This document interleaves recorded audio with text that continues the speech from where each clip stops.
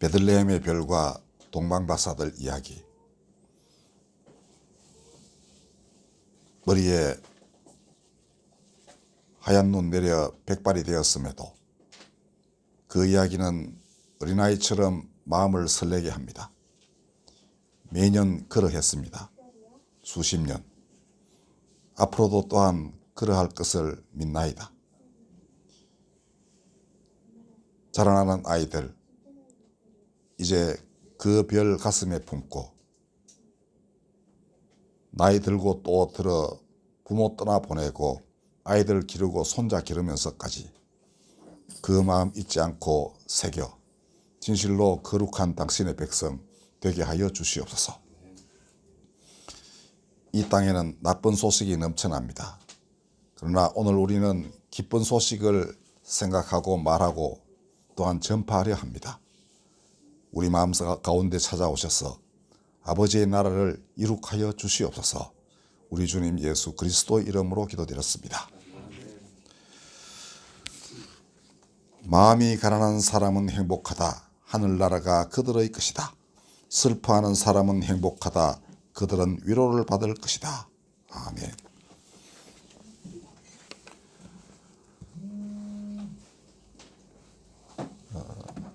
주일은 기쁜 소식을 서로 나누는 날입니다. 근데 세상에는 나쁜 소식이 넘칩니다. 어제는 제가 한 달에 한 번 가는 용산 청소년 쉼터에서 여러 일을 경험했습니다. 그 쉼터는 일이 없는 게 제일 좋은 장소예요. 그러니까 문제 아동이 집에서 안 나오면 거기가 한가할 것 아닙니까? 근데 애들이 많이 오면 그게 이제 나쁜 소식이죠. 근데 우리나라 어른들이 잘 모르는 많은 청소년들의 문제가 있다는 것도 알게 되었습니다. 그러니까 가정 내에 불화가 있어서 부모와 자식이 서로 안 보려 하는 일도 있고요. 그 다음 또 하나는 이런 게 있습니다. 교회에서는 동성애만을 굉장히 많이 문제 삼았죠. 지금까지. 그게 죄다 뭐 해서. 그런데 또 다른 문제가 있어요. 그러니까 성 정체성에 혼란을 겪는 청소년들이 있는 겁니다. 그러니까 그게 왜 트랜스젠더라고 아예 전환 수술을 하는 경우도 있죠. 근데 이제 몸은 그냥 남자인데 여성성을 갖고 있는 이제 이런 상태. 그러니까 근데 그게 이제 또 그런 청소년들이 모이는 그룹도 또 있고 그런가 봐요. 근데 그게 부모하고 갈등이 안 생길 리가 없겠죠. 그죠? 그러면 또 집을 나오게 되고. 자, 문제는 이제 청소년 쉼터는 이제 그런 가출 이제 청소년들이 이제 남녀가 구분된 공간에서 이제 그래도 여러 명이 이제 기거를 할 것 아닙니까? 근데 이런 애들은 쉼터 밖에는 이제 쉴 곳이 없고 잘 곳이 없는데 어느 쪽에 넣어야 될 건지 힘들죠. 그래서 제가 물어봤어요. 이거 많은 그런 연락이 지금 오고 가고 막 해서 여기 오게 되면 어느 쪽 한쪽에 넣어야 될 텐데 그러면 이 아이들만 받고 나머지는 전부 다 그 빈 공간으로 놔둬야 되는 거 아니냐 그랬더니 실제로는 그렇습니다. 우리들이 협의해서 아직 뭘 결정해야 되는데 아직 결정이 안 됐는가 봐요. 그러니까 사실 그렇지 않습니까? 그죠? 어느 쪽에 넣어야 될지 참 아리송한 그런 문제를 안고 있어요. 어디 청소년 문제뿐이겠습니까? 그런 청소년들이 자라면 어른 되고 또 어른들은 또 다른 많은 문제들을 안고 살아가고 있습니다. 그뿐 아닙니다. 강대국들이 갑질하는 것도 나쁜 소식이죠. 지난 12월 4일, 5일 이틀간 중국 외교부장 왕이라는 사람이 우리나라에 갑자기 나타나가지고는 대사관에 말하기를 친중 기업인 100명을 전부 소집시켜라 이랬다는 것 아닙니까? 그러니까 2, 3일 전에 통보받고 이제 중국과 관련된 기업 운영을 하니까 어쩔 수 없이 가긴 갔는데 정말 그 토 나올 것 같다 뭐 이런 얘기가 나오는 정도로 아주 무례한 일을 저질렀던 것이죠. 중국 대사관은 뭐 급작스러운 일정 때문에 그랬다고 하지만 그것도 완전히 이제 빈말이라는 것이 이제 일반적인 견해입니다. 이미 중국은 그 왕위는 그 전에 문재인 대통령 보고도 인사특하고는 팔뚝 툭 치고, 그러니까 장관이 나무나 대통령 초빙받은 국빈으로 초빙된 대통령 팔을 툭 친다는 이 말도 안 되는 행위를 벌인 이런 장관입니다. 그러니까 일설에 따르면 트럼프 흉내를 냈다 그러는데 장관이 해야 될 일이 아니죠. 그만큼 한국을 업신여기고 있다는 그런 뜻이겠습니다. 이 다 별로 안 좋은 소식이고요. 뭐 그 외에도 지금 우리나라는 정치적으로 상당히 혼란기에 빠져 있고 그렇습니다. 장관 후보자들이 밝혀지고 있는 여러 개인적인 삶의 행태도 서민들이 보기에는 좀 뭐 저러냐 싶은 생각도 들고 그렇습니다. 대부분 뭐 자녀 유학을 보낼 때 그 기업 후원을 받아가고 간다고 그러대요. 근데 대략 뭐 한 10년 살면 한 10억 더 간다 이렇게 1년에 1억씩 잡아가지고 뭐 그런데 아무리 좋은 공무원이라 할지라도 그렇게 자기 돈 내고 보낼 수는 없겠죠. 그러니까 결국은 누구 팔 비틀어가지고 돈 이제 끄집어내서 보냈다 이렇게 보는 것 아니겠습니까? 자, 이런 잡다한 제 주변 얘기들, 그게 사실은 우리나라의 운명을 좌우하는 그런 지위에 그런 사람들이 많이 있으니 이게 이제 큰일입니다. 그러나 옛날에도 똑같은 일이 많았겠죠. 근데 그리스도인들이라 해서 정치와 무관할 수가 없는 것입니다만은 이상하게도 초기 교회에서부터 1세기 동안 가장 교회가 활기를 띠고 생명이 넘칠 때 그들은 그런 정치보다는 전혀 다른 나라에 대해서 관심을 가지고 있었습니다. 그게 한마디로 말하면 하나님 나라의 기쁜 소식입니다. 그건 예수님에게서 비롯된 그러한 소식입니다. 하나님 나라가 가까웠으니 회개하고 복음을 믿으라. 그 기쁜 소식을 믿으라. 이게 예수님의 설교였습니다. 그리고 신약 성서는 처음부터 끝까지 바로 기쁜 소식에서 시작하여 기쁜 소식으로 끝나는 그러한 책들입니다. 복음서에서 시작하죠. 4개의 복음서. 그다 예수 그리스도의 탄생에서부터 죽음에 이르고 그다음 부활까지를 기록을 했습니다.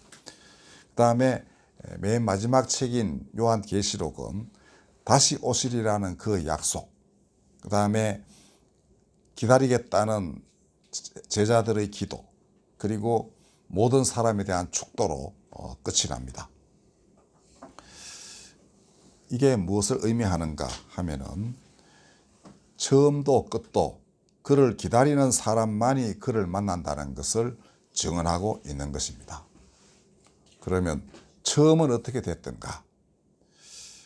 아기 예수를 만난 사람들로는 베들레헴, 예수 태어나신 곳 인근의 양치는 목자들, 그 다음에 동방에서 베들레헴의 별, 이른바 메시아의 별을 보고 예수를 찾아왔던 박사들, 그 다음에 성전에서 정결례법을 시행하려 성가족을 보고서 아기 예수를 만나고 축복했던 시므온과 안나가 있습니다.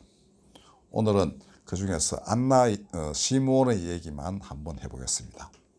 어쨌든 이들은 다 마음이 가난한 사람들, 예수께서 천국이 저들의 것이다 라고 한 마음이 가난한 사람들이었습니다. 동방의 박사들은 최고의 엘리트였지만 그들은 마음이 가난했어요. 그래서 그 먼 길을 찾아서 어디 있는지도 확실히 모르고 오직 별만 보고 찾아온 사람들이었습니다. 목자들도 마찬가지였죠. 목자들은 당시에 천민에 속했습니다. 그러니까 바꾸어 말하면 3D 직종이에요. 밤에 양들을 이제 쳐야 됩니다. 그러니까 딴 사람은 이제 신나게 잘 때 양이 도망 못 치게 문도 지키고 뭐 이렇게 해야 되고, 낮이라 해서 뭐 편히 쉴 것도 아니죠. 양 데리고 나가서 먹이기도 하고 해야 되니까 2교대나 3교대쯤은 했겠지만은 이거 굉장히 힘든 직업입니다. 자, 이 시므온은 의롭고 경건하여 이스라엘의 구원을 기다리는 사람이었다라고 누가는 말하고 있습니다. 이스라엘의 구원이라는 건 뭐냐 하면 이스라엘을 구원하실 분을 기다렸다, 그런 뜻인데요. 성령이 그 위에 계셨다고 또한 기록했어요. 그러니까 이거는 누가 어떻게 봤는지 뭐 증인도 없지만은 사람들은 바로 그 시므온의 증언을 나중에 아마 그 전해졌고 또 전해 들었겠죠. 그죠? 그리고 그 성령께서 약속하시기를 그리스도를 보기 전에는 네가 죽지 아니할 것이다 라고 들었어요. 그리고는 이제 성가족이 이제 예수님을 정결예법을 시행하죠. 성전에 왔을 때 그게 50일째 되는 날입니다. 보자마자 금방 알아챘습니다. 그리고는 찬송부터 먼저 했습니다. 그 찬송이 아름답기 그지없습니다. 아까 저는 공동번역으로 읽어드렸는데요. 지금 우리 개역 개정판으로 보면 이렇게 되어 있습니다. 주제여, 이제는 말씀하신 대로 종을 평안히 놓아주시는도다. 내 눈이 주의 구원을 보았사오니 이는 만민 앞에 예비하신 것이요 이방을 비추는 빛이요 주의 백성 이스라엘의 영광이니이다. 이게 찬송이었습니다. 그런데 그 다음에는 그가 어떤 죽음을 맞이할 것인지를 아주 은유적으로 말합니다.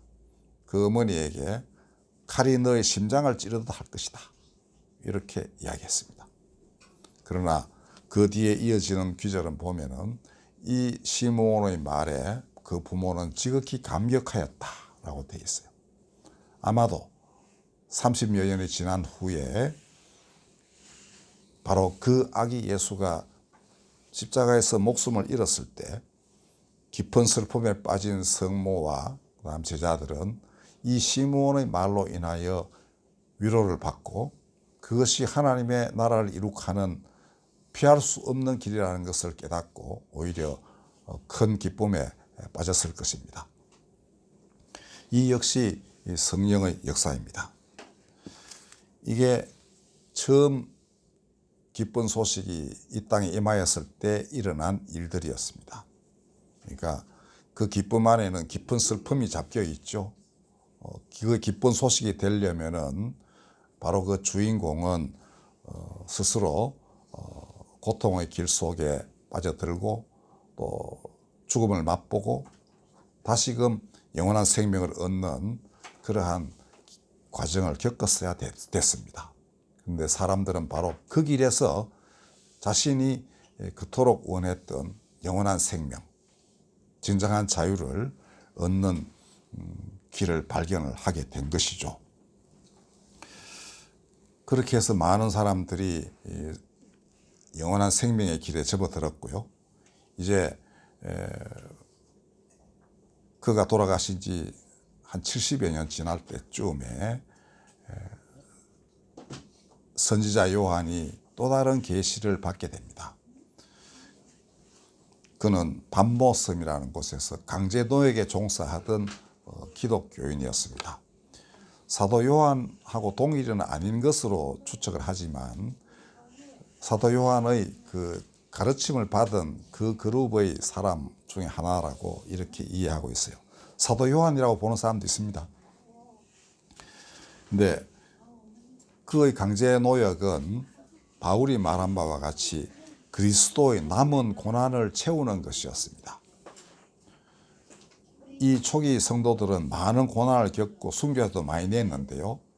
그들은 그것을 자신의 공로라고 생각한 적이 없습니다.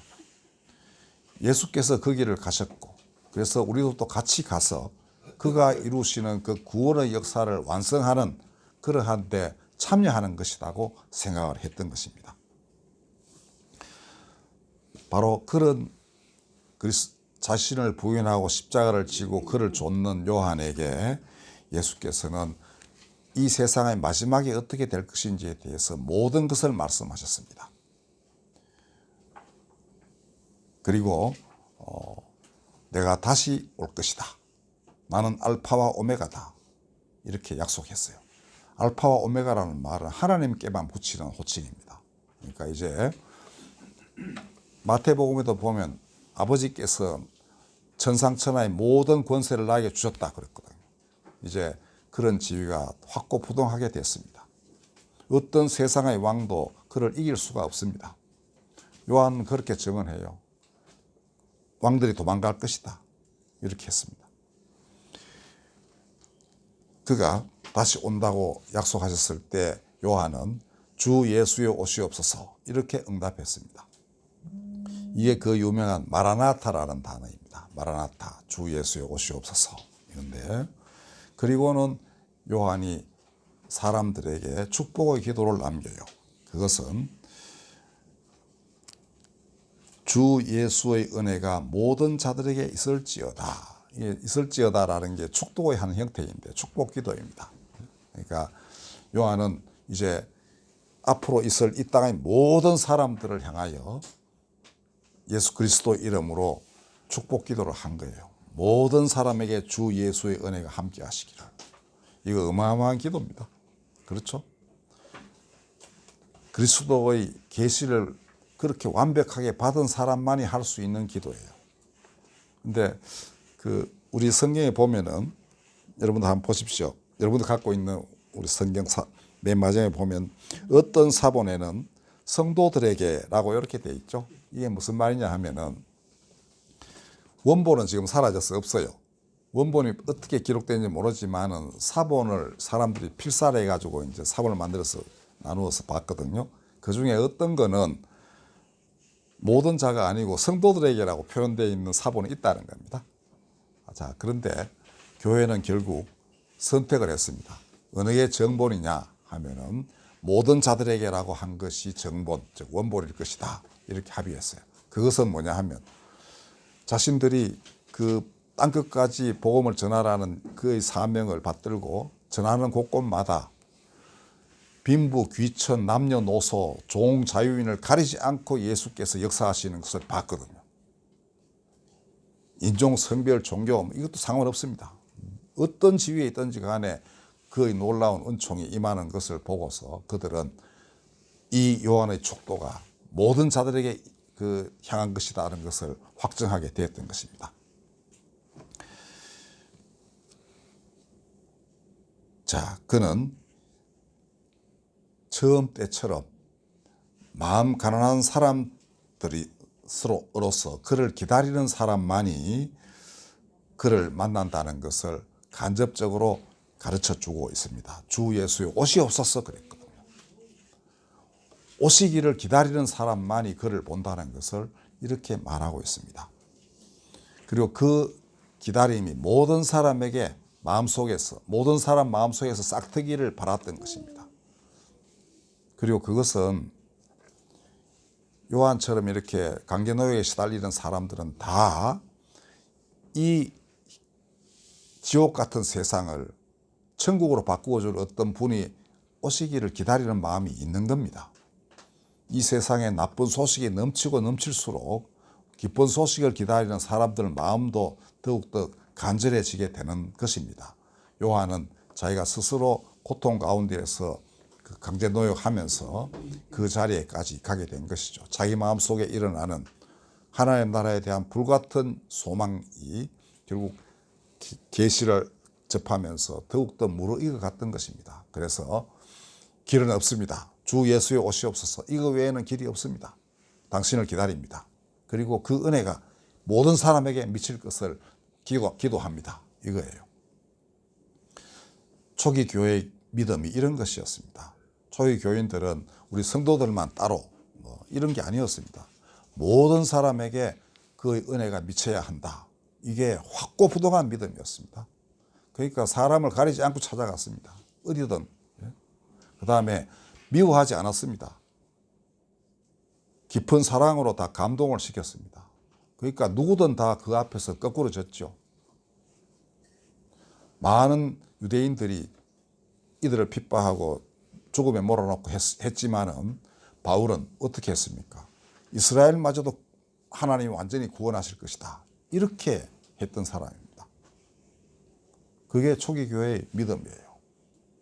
오늘날 보면 뭐 다른 종교는 뭐 사탄이다, 악마다 뭐 자꾸 이러는데 그거 초기 교회 교인들 앞에 서면은 여러분들 지푸라기처럼 날아갑니다. 여러분들 초기 교인들 순교한 사람들 앞에 설 수 있어야만 돼요. 그들은 모든 사람에게 주의 은혜가 미치기를 그렇게 바랐던 사람들입니다. 그런데 이런 사람 저런 사람 다 쫓아내고 우리만 당신 나라에 들여보내 주십시오. 이래 가지고서는 그들과 같이 있을 수가 없습니다. 여러분들. 이거 여러분 아셔야 돼요. 그를 기다리는 사람은 마땅히 그의 은혜가 모든 사람에게 미치기를 간구하고 그렇게 마음먹고 살아가야 됩니다. 그렇게 기다리는 사람만이 다시 오시는 그리스도를 볼 수 있습니다. 그렇지 아니하면 옛날 꼴 납니다. 옛날 바리새인들은 예수님이 그들 곁에서 그들과 함께 먹고 마시고 말씀하시고 기적을 행하셨는데도 불구하고 알아보지 못했습니다. 왜냐? 자기들이 성경 다 안다고 생각했거든. 자기들만이 하나님의 직통 계시를 받는다고 생각했습니다. 그리고 자기들이 판단하는 것 이외의 것은 전부 아니라고 생각했습니다. 하나님을 사랑하는 마음이 없었거든요. 그 대신에 그들은 사랑하지 않았습니다. 하나님도 사람도 사랑하지 않았고 자기만을 사랑했기 때문에 자기만이 원하는, 자신들만이 원하는 메시아를 기다렸던 것입니다. 그러면 결과는 무엇이죠?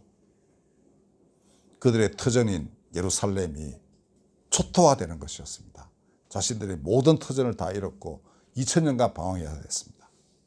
그러나 그를 기다린 사람들은 새로운 역사의 주인공이 되었습니다. 그게 그리스도교 역사예요. 유대교는 드디어 이제는 아브라함에게 약속하신 그것도 다 까먹었대요. 이스라엘이 세계 열방의 복의 근원이 되리라는 그 약속 우리가 어떻게 이루겠느냐 이렇게 해서 다 사라지고 없답니다. 그런데 바울의 말대로라면 그 이스라엘도 구원돼야 돼요. 그렇죠? 그리스도 안에서 다시금 부활해야만 되는 게 이스라엘의 운명입니다. 자, 그때나 지금이나 사람들은 자기가 원하는 메시아를 기다리기 십상이에요. 그런데 명백히 시므온도 그는 이방의 빛, 만민의 구원자로 예비된 분 이렇게 말했습니다. 요한도 그는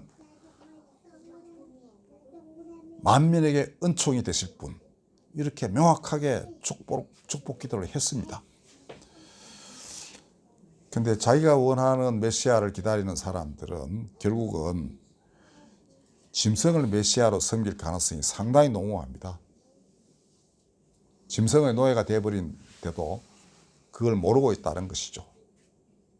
그렇다면 결국 그리스도께서는 고난을 받고 버림을 받아야 되는 그런 또 고난의 길을 상당 기간 가셔야 됩니다. 그런 다음에야 비로소 번개가 하늘에서 이 끝 비치면 이 끝 저 끝 다 알듯이 그렇게 오신다 이렇게 하셨습니다. 인자가 임할 때 그렇게 된다 분명히. 그렇지만은 자기 메시아를 원하는 사람들은 그 인자의 날 하루를 보고자 해도 단 하루도 못 볼 것이다. 그의 날이 그 일생이 80년을 합시다. 80년 동안 사셨는데도 단 하루도 못 본다는 거죠. 예수님 직접 하신 말씀입니다. 바로 그런 자들이 많기 때문에 그는 먼저 많은 고난을 받고 이 세대로부터 버림을 받는다 이런 거예요. 자, 우리 선택해야 됩니다. 이 나라 이 민족도 선택해야 됩니다. 나쁜 소식 많죠. 왕이 그렇게 갑질하는 거 무슨 재주로 막습니까? 오직 하나님이 다스리시는 나라의 그 주인공들만이 까불지 마라 임마 이렇게 말할 수 있습니다. 그렇죠? 시진핑들은 너도 임마 죽는다. 어? 영원히 살 줄 아느냐. 이렇게 말할 수 있어야 됩니다. 그렇게 말할 수 있는 사람, 영생을 얻은 사람만이 할 수 있는 얘기죠. 누구도 두려워하지 않죠. 그렇죠? 어떤 권력자 앞에서도 그는 당당할 수 있습니다. 이게 하나님 나라입니다. 이게 복음이에요. 그렇죠? 그래서 성경은 이 세상의 나라에 대해서 이러쿵 저러쿵 말하지 않아도 명백한 기쁜 소식을 사람들 속에 집어넣고 각인시키고 그들로 하여금 그 나라를 위해서 목숨을 바치게끔 할 수 있었습니다. 오늘 우리에게 필요한 믿음이 바로 그런 것입니다. 복음은 처음부터 끝까지 기다리는 사람만에게만 기쁜 소식이고 기다리는 사람만이 예수를 만날 수 있다면서 가르쳐주고 오직 그들만이 이 땅의 모든 이 진토에서 뒹구는 사람들을 일으켜서 하나님 나라로 드리는 그런 일꾼이 될 수 있다는 것을 증언하고 있습니다. 기도하겠습니다. 맞습니다. 기다리는 사람만이 만납니다. 하나님 우리에게 기다림을 주소서. 소망 가운데 모든 것을 참고 이기며 오직 맑고 맑은 말씀만을 기리고 성령의 은총에 힘입어 세계를 열어가는 저희들 되게 하여 주옵소서. 우리 구주 예수 그리스도의 이름으로 감사하며 기도드렸습니다. 아멘. 찬송가 117장 다 같이 부르겠습니다.